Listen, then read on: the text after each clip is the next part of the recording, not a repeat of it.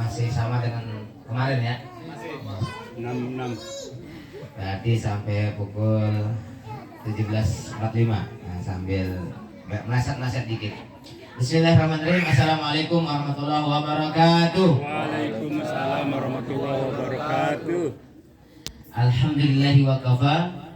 Wassalatu wassalamu ala rasulillahi nabiyil mustafa wa ala alihi wa sahbihi ahli sidqi wal wafa wa haula'i humul mujtaba. Asyhadu an la ilaha illallah wahdahu la syarikalah khaliqus samawati wal ardi wa ma bainahuma thumma 'alal 'arsy istawa wa asyhadu anna Muhammadan abduhu wa rasuluh khatimul anbiya'i wal mursalin sayyidul bashari wal wara wa laqad ra'ahu nazlatan ukhra 'inda sidratil muntaha. Qala Allah ta'ala ya ayyuhalladzina amanu taqullaha haqqa tuqatih wa la tamutunna illa wa antum muslimun.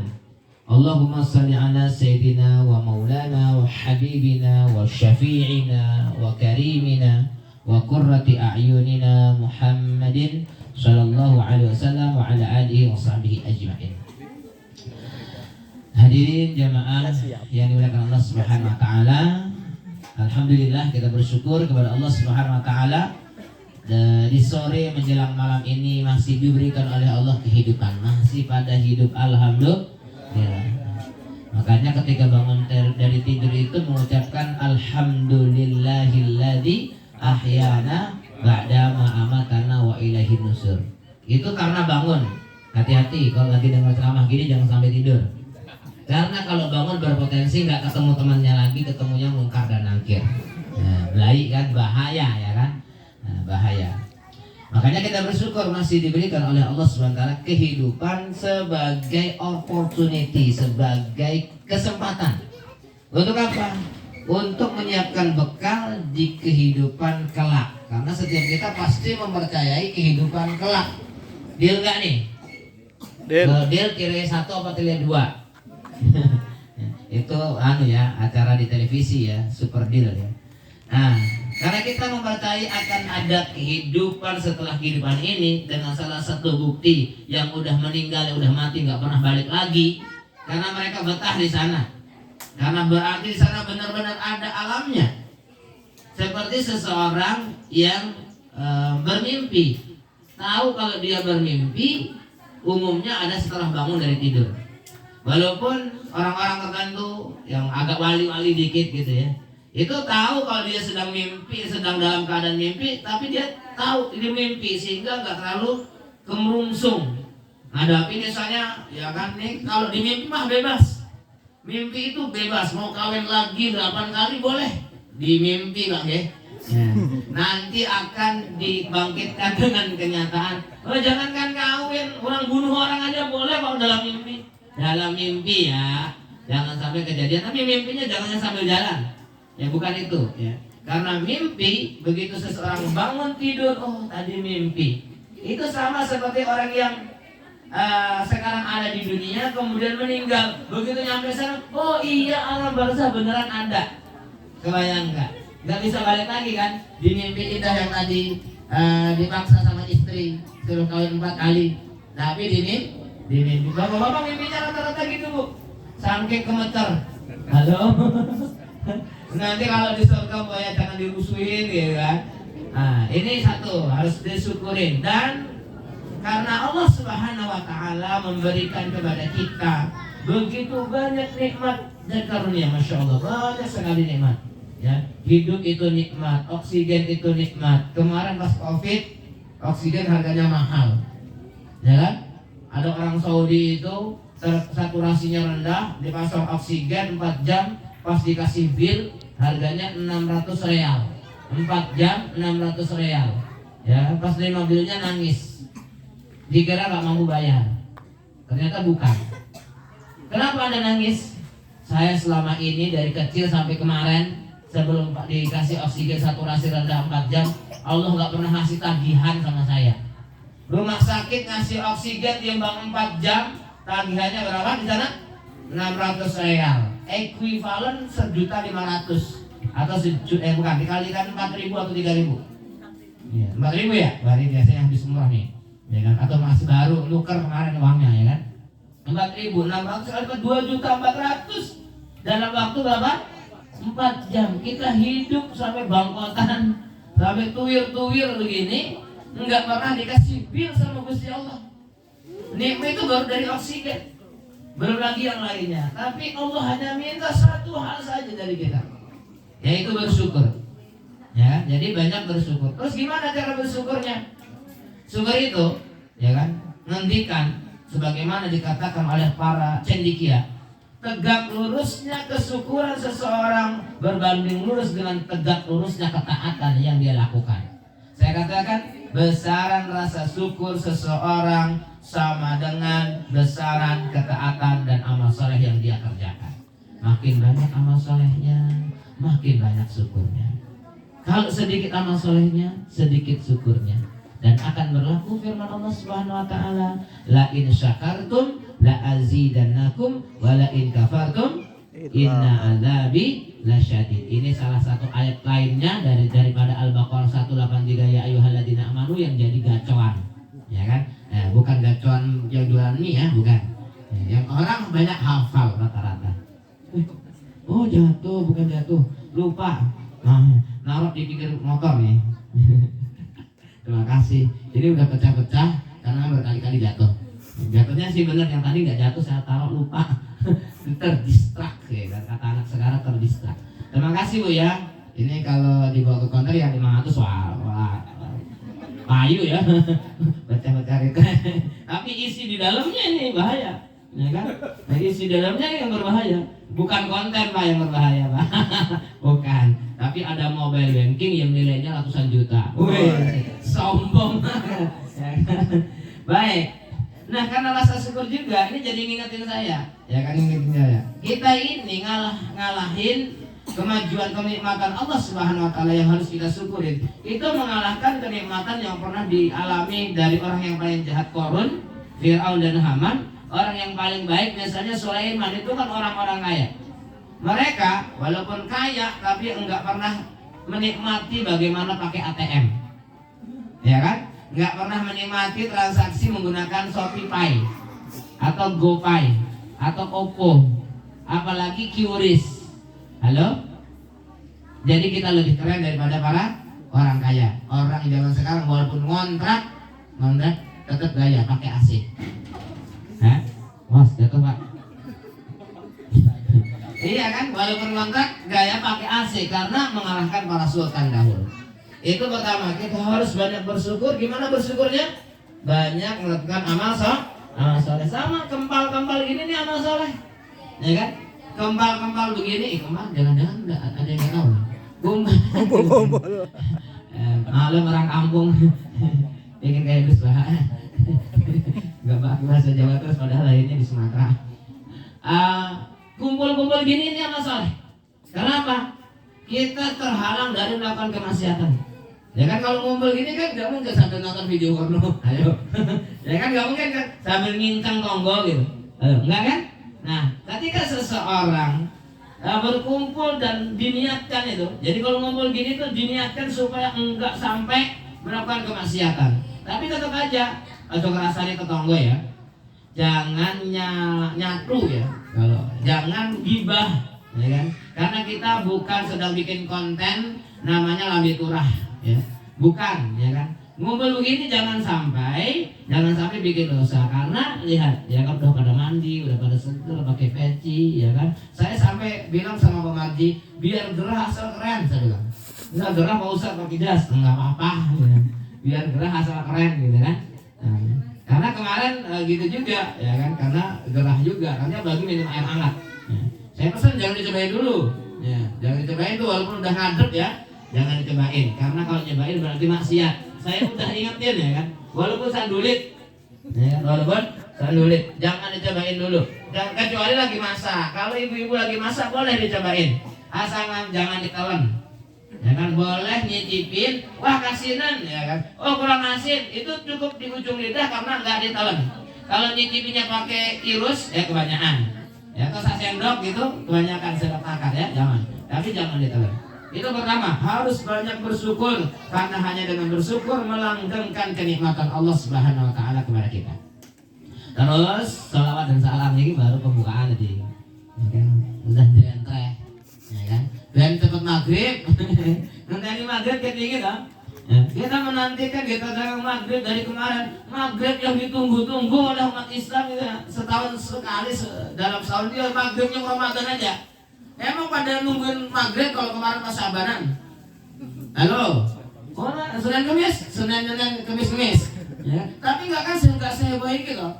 Ya nggak seheboh nungguin maghrib di bulan Ramadan. Makanya keren banget loh. Kita itu dengan berpuasa qadarullah bisa bertahan melakukan ketaatan, melakukan amal soleh yang panjang 12 sampai 14 jam.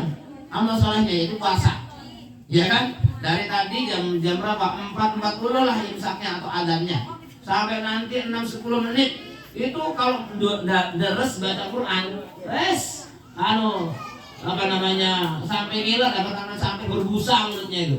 Ya. Kalau ngebet itu kapan selesainya gitu. Tapi kalau puasa, masya Allah, kuat 12 sampai 14 jam. Ngamal soleh itu, ya kan? Keren banget. Makanya amal soleh yang paling keren itu adalah puasa. Dan ini kita harus berterima kasih kepada kanjeng Nabi Muhammad SAW dengan mengucapkan sholawat Allahumma sholli ala Sayyidina Muhammad wa ala alihi washabihi ajma'in. Nah, kanjeng Nabi itu teladan. Ya, teladan itu contoh, ya contoh yang baik. Apa aja dah kalau yang ada pada diri Allah contoh baik. Karena udah diantisipasi itu, ya kan? Udah diantisipasi apa-apa yang bakal dialami oleh kita sebagai umatnya. Itu udah ada contohnya. Misalnya anaknya beling, ya kan? Nakal. Gimana cara mengatasi anak nakal, ya kan? Jangan anaknya yang dimarahin, ya kan? Lihat diri kita dulu, senakal apa ketika anak kita nakal. Halo, masih hidup? Halo guys. Ya. Jadi kalau anaknya yang nakal, jangan dimarahin dulu anaknya, tapi perbaiki dulu kita. Kaca-kaca, nyari nilon, nyari cermin yang tinggi, yang besar, yang bisa mematut seluruh tubuh kita. Itu wejangannya begitu, ya kan? Makanya ketika seseorang datang kepada alim ulama namanya Fudail ibnu Iyad, ya kan? Istrinya bronjong terus, ya kan? Ente-ente duit, ya. Anaknya suruh sholat orang belum, suruh puasa nggak mau, suruh ngaji nggak mau, ya kan? Anaknya langsung bilang gini, bapak juga ngaji, gitu. Aduh, gimana coba, ya kan? Sampluk sisanya, ya kan? Itu kan kalau bikin konten asik juga, ya kan? Tapi gimana caranya memperbaiki? Aslih nafsaka yasluhu lakan nas. Perbaiki diri kita. Kalau anak kita pengen reman, pengen soleh, ya kita juga sebagai orang tua harus soleh. Tapi kalau udah banget kuncinya di ibunya. Halo, kalau anak nakal bikin kesel nggak? Kesel lah, ya kan? Dongkol, tapi di kanan. Tapi sambil dongkol. Nah, kanjeng Nabi ngendikan, Nabi Muhammad SAW bersabda, ridallah fi ridal walidain. Keridhaan Allah ada di keridhaan orang tua. Wa sukhtullah fi sukhtil walidain. Dan kemurkaan Allah ada di kemurkaan orang tua. Kesel itu, dongkol itu sama dengan murka. Kalau kita dongkol sama anak kita, bikin anak kita makin belangsak. Jadi yang harus sabar yang sing tua ngalah, ya kan? Kudu harus ikhlas anaknya seperti itu. Dan ikhlasnya harus disampaikan kepada Allah Subhanahu wa taala. Ya Allah, aku ikhlas kalau abro, ya kan? Tadi bukan bro, abro tadi benar. Itu sebenarnya ya gara-garanya itu dulu di tempatnya teman sejawat itu ngurus pesantren. Ya, ngurus pesantren Thalib bin Ziyad di Cikarang Utara. Disitulah saya pertama kali dipanggil orang abro. Walaupun manggilnya sebenarnya salah. Pertama itu Mas Bro gitu. Mas Bro sopo ya? Ya kan? Ya masa anak kepala asrama dipanggil Mas Bro, yang manggil Pak Security lagi. Udah dibenerin manggilnya. Nama saya kan Abro. Ya, nama saya kan Abdul Rahim. Jadi Abro itu abnya Abdul dari Abdul, rohnya itu dari Rahim. Abro dari Abdur Rahim. Kayak Abri Angkatan Bersenjata Republik Indonesia. Itu ceritanya.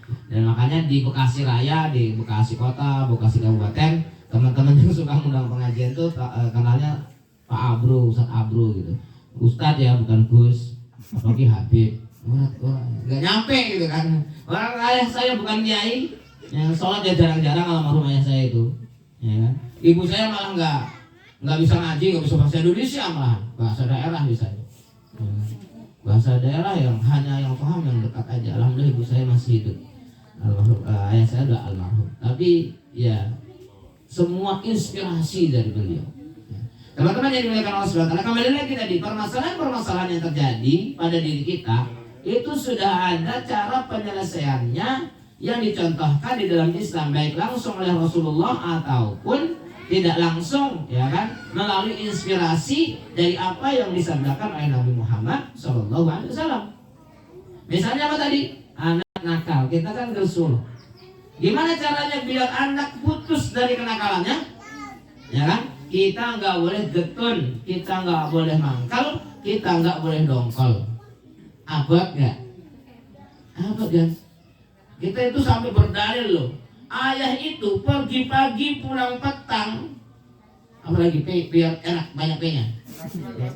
Penghasilan pas-pasan, pinggang punggung pegal-pegal, ya kan? Ya. Itu kita bilang demi kamu le, gitu.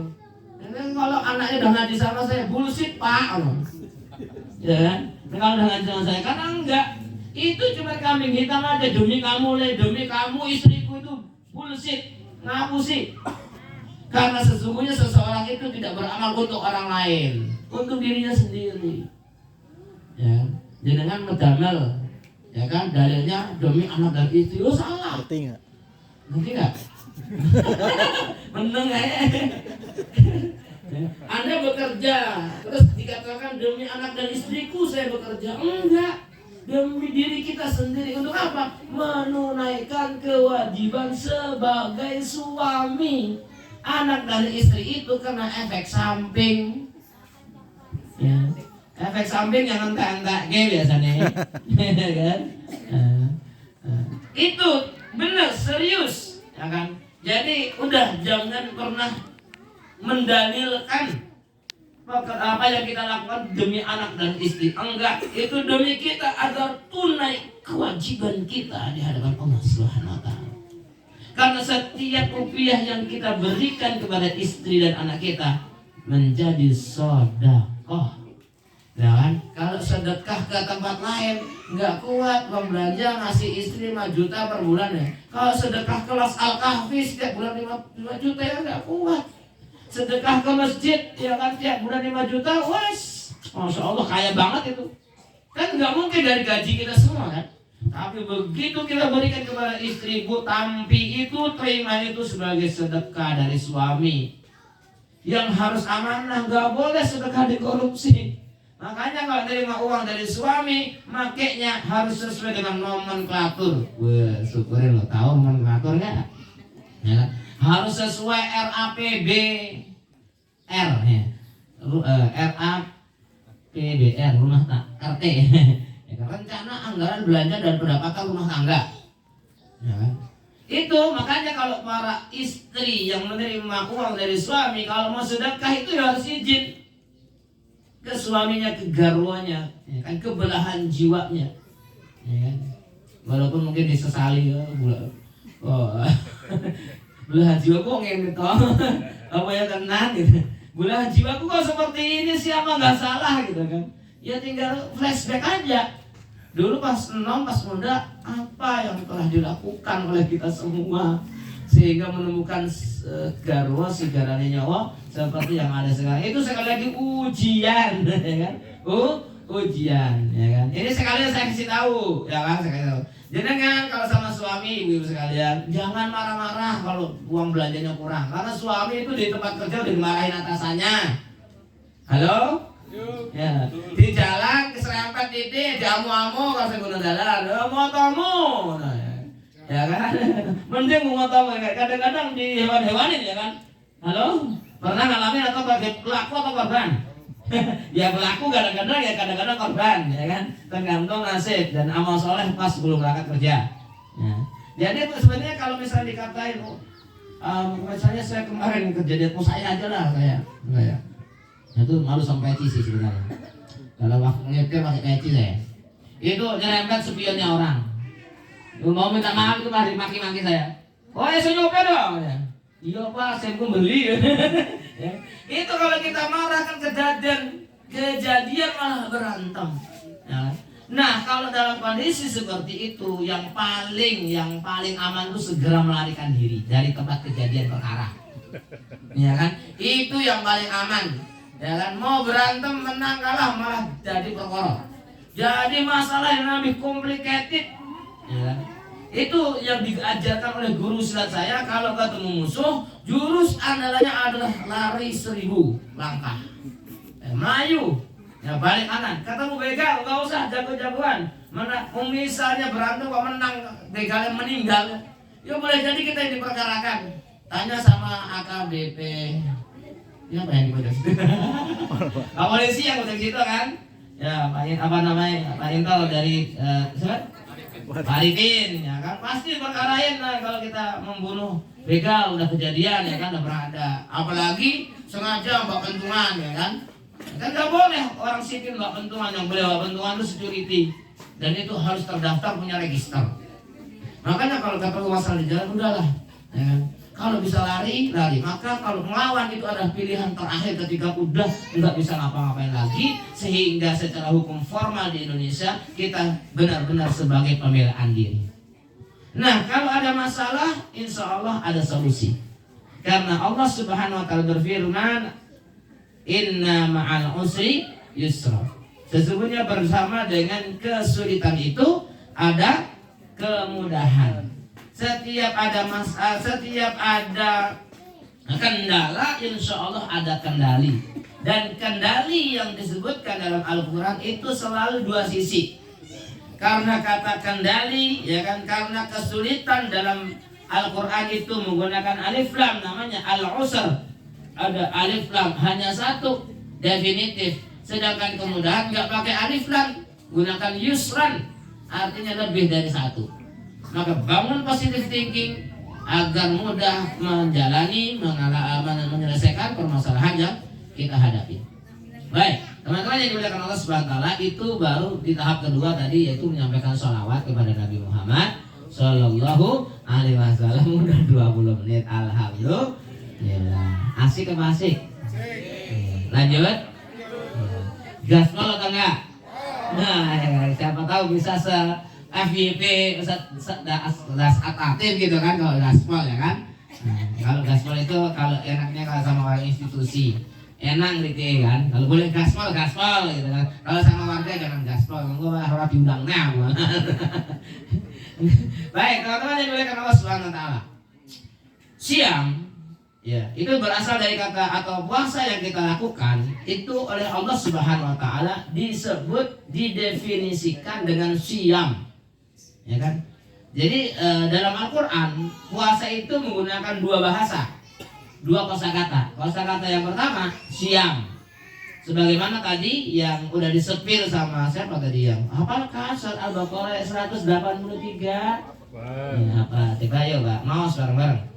Ya ayyuhalladzina amanu kutiba alaikumus syiyam kama kutiba 'alal ladzina min qablikum la'allakum tattaqun. Di Al-Baqarah udah hafal berapa ayat? Ya 5 ayat depan. Alif Lam Mim. Ya, Alif Lam Mim 5 ayat depan, alhamdulillah. Tambah ini 183 lumayan jadi 6. Ayat kursi hafal? Yang rajin tahlilan hafal harusnya. Ya kan Al-Baqarah hafal minimal ayat kursi 5 ayat depan, ayat kursi 3 ayat belakang. Dari 286 ayat.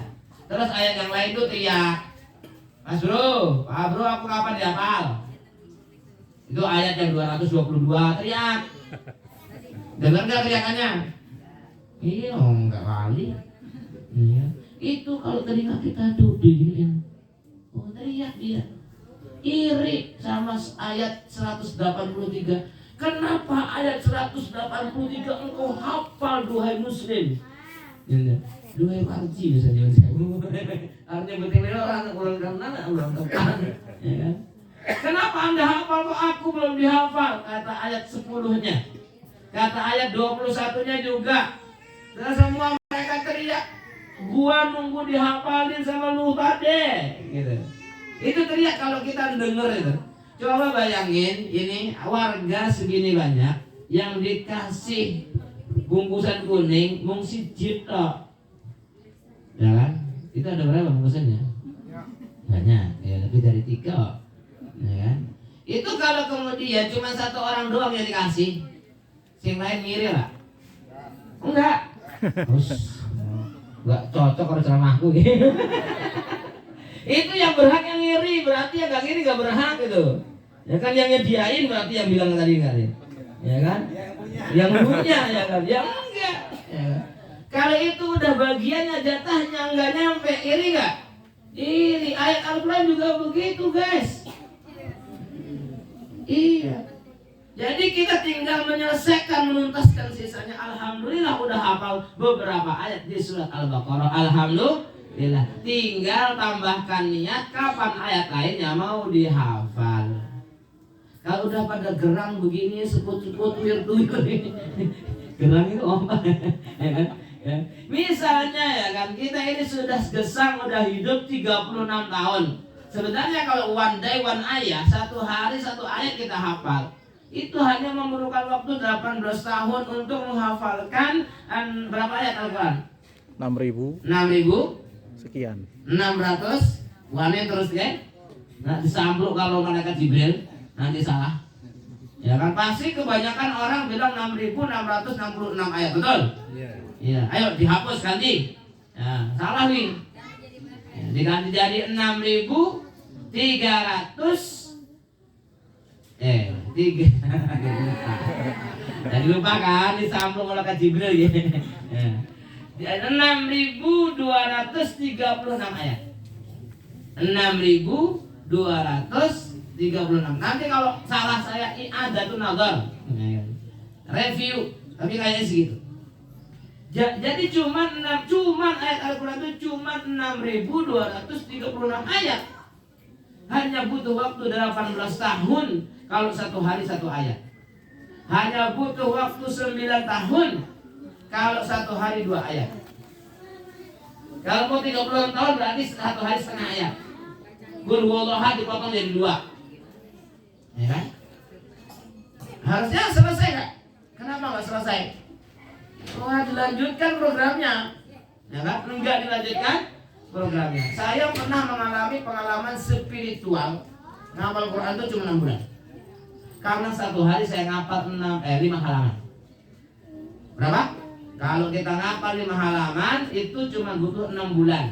Guru saya lebih sakti lagi. 3 bulan dia ngapal. Sehari ngapal 6 halaman ya, 10 halaman. Kemarin saya ketemu nenek-nenek. Ketemu nenek-nenek umur 70 tahun. Ikut karantina Quran 40 hari. Hari ke-25 udah khatam setorannya. Hafalan, guys. Ya kan? Umur 70 tahun. Mbak, umurnya Mbak? 70. Umur 25. Umur garwo. Belum. Enggak tahu dia. Saya pakai bahasa. Ya, belum. Ya. Aduh, mau bantuin nggak bisa ya. Didoain aja, ya kan udah ada calonnya insya Allah ya kan. Kalau belum kelihatan dindonya masih udah tercatat di Lauhul Mahfuz. Ya. Tinggal itu Lauhul Mahfuznya disogrok ya. Nah, disogrok pakai tungan, pakai doa. Ya, insya Allah. Jadi hanya perlu menambahkan. Nah tadi ya ayyuhalladzina amanu kutiba alaikumus siyam. Diwajibkan kepada kalian semua asyam yaitu berpuasa. Satunya lagi saum. Al-Quran menyebutkan kata saumun. Halo, masih hidup? Maghribnya masih lama kok? Masih lama. Makanya saya harus debat mencari tema karena sama panitia nggak dikasih temanya. Udah sama tunai aja ya. Sekeluarnya dari mulut saya yang penting kebaikan, betul? Setuju? Kalau nggak setuju kita balik sekarang. Langsung gigi batal. Ini maksudnya apa coba? Ini memprovokasi saya ya. Suruh nyobain gitu. Ini pantas ya. Kayaknya nggak dibungkus nih ya. Kode etik. Yang kedua, kamu gunakan kata saum, yaitu ketika ibunda Maryam alaihissalam, ibunda daripada Nabi Isa, itu berujar kepada kaumnya, inni nazartu lirrahmani sauma. Aku bernazar kepada Allah Ar-Rahman berpuasa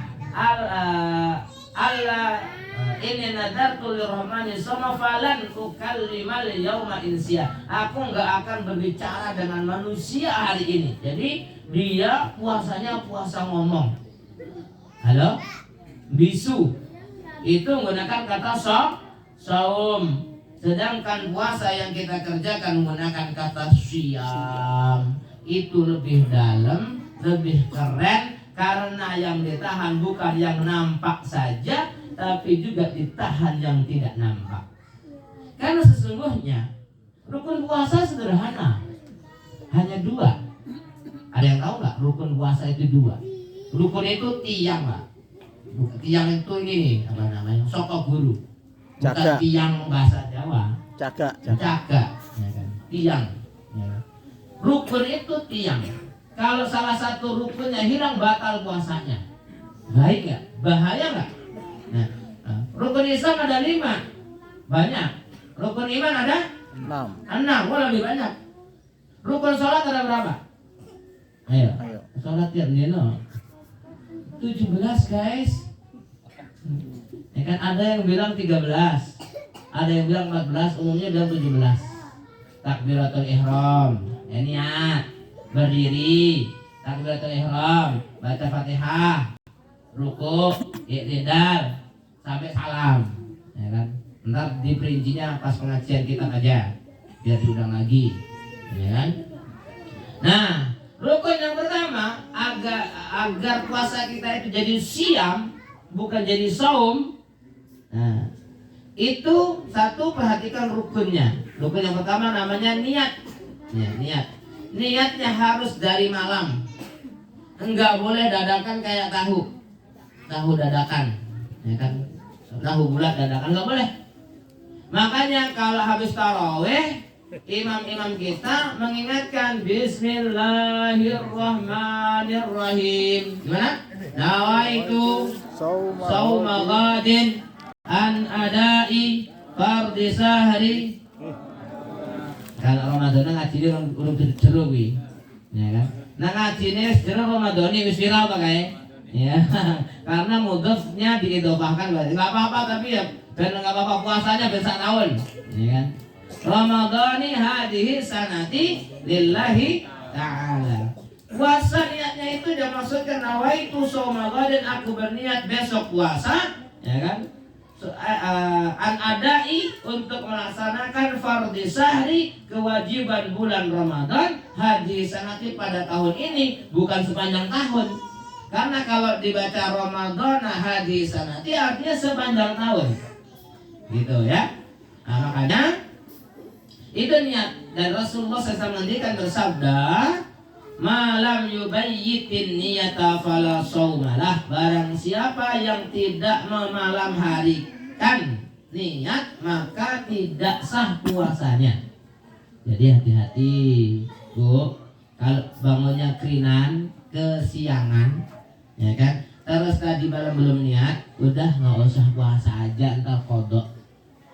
Karena rukunya udah hilang kalau belum niat. Tapi insya Allah sebelum bubuk manis, ya, sebelum pakai maskara dan apa itu namanya, foundation, ya, sebelum pakai krim malamnya, ya, atau sambil pakai krim malamnya niat nawaitu shauma ghadin an adai fardhi sahri ramadhani hadhihi sanati lillahi ta'ala. Tidur bangun pas adzan zuhur kan ya kan, tidurnya ngeboy, tidurnya orang mati, bangunnya duhur. Wah, duhur, sahur, kelewat sudah. Kalau udah niat bisa lanjut puasa. Kalau belum niat, udah cari warteg aja, ya kan? Malah ngeleh-ngeleh, malah dapat pahala. Dikira udah puasa, ternyata belum puasa. Nanti malah jadi hutang yang nggak tercatat sama kita. Bu, masih punya hutang Ramadan tahun lalu yang belum dibayar? Halo? Alhamdulillah, yang diam berarti enggak innalillah ya. Ya, yang diam itu biasanya innalillah tuh maksudnya. Ya. Kenapa? Kalau jenengan punya hutang enggak dibayar, itu hutang ke bank, bank akan kirim namanya debt collector. Betul? Di sini ada yang pernah digituin, yang pinjolnya, yang ngadu 2 aplikasi pinjol, ya kan, berantem, ya. Nah itu dikirim apa itu namanya, debt collector, nagih hutang. Emang kalau hutang kepada Allah, Allah nggak kirim debt collector? Nah, kirim. Halo, halo, masih hidup?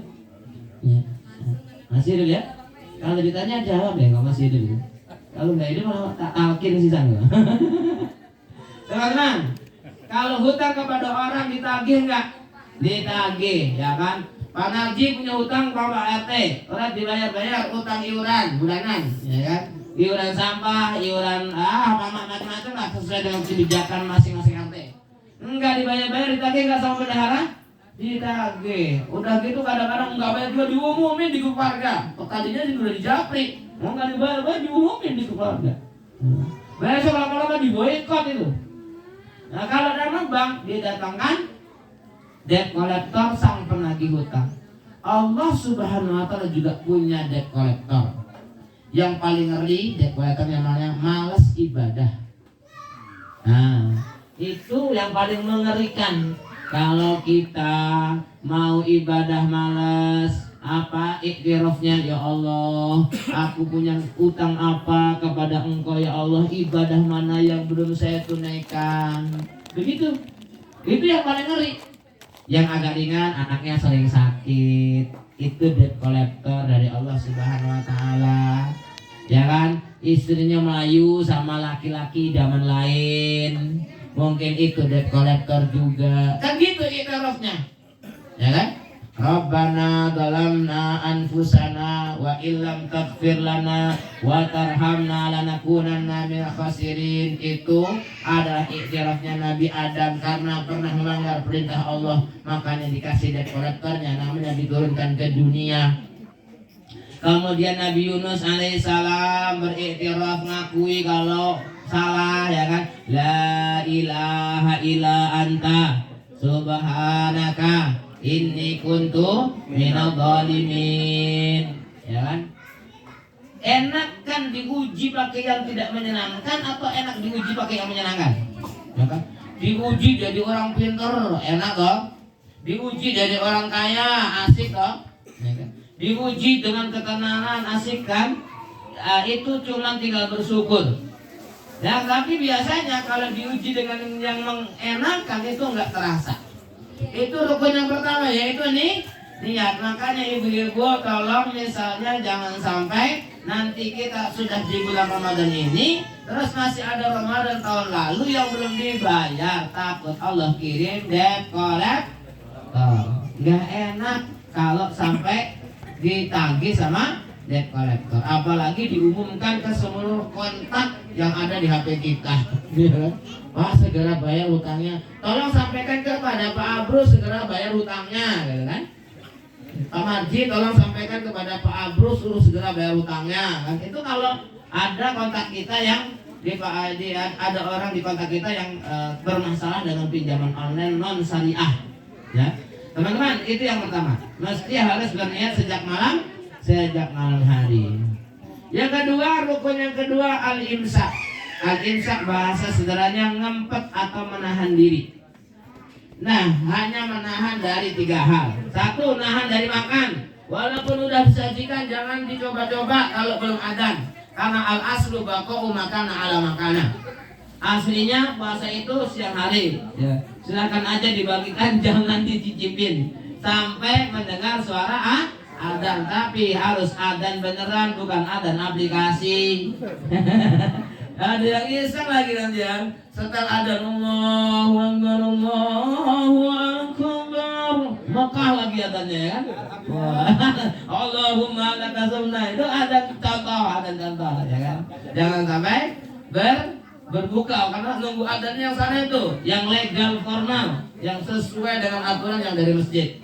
Moga-moga yang ada dari masjid enggak makan nasi dulu, ya kan? Cuma minum langsung adzan, habis itu lanjutkan makan.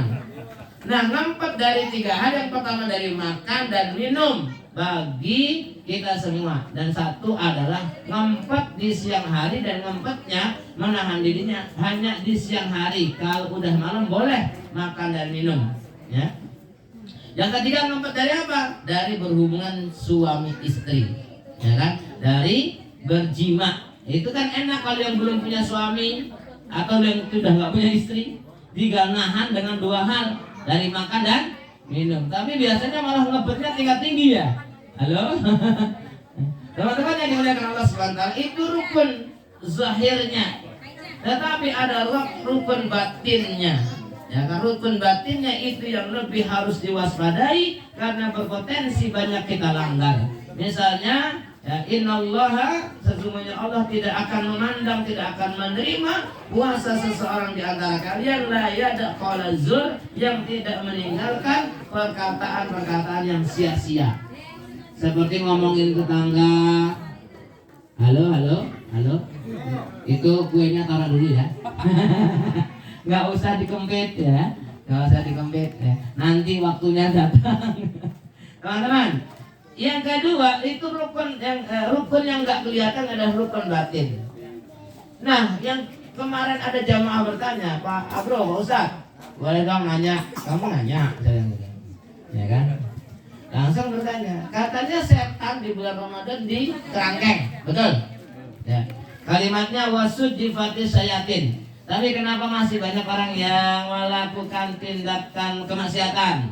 Katanya setan di kerangkeng, katanya setan dibelenggu. Kok masih ada yang melakukan kemaksiatan? Jawaban pertama adalah kemaksiatan yang dilakukan orang itu tidak hanya gara-gara godaan setan, tapi godaan hawa nafsu.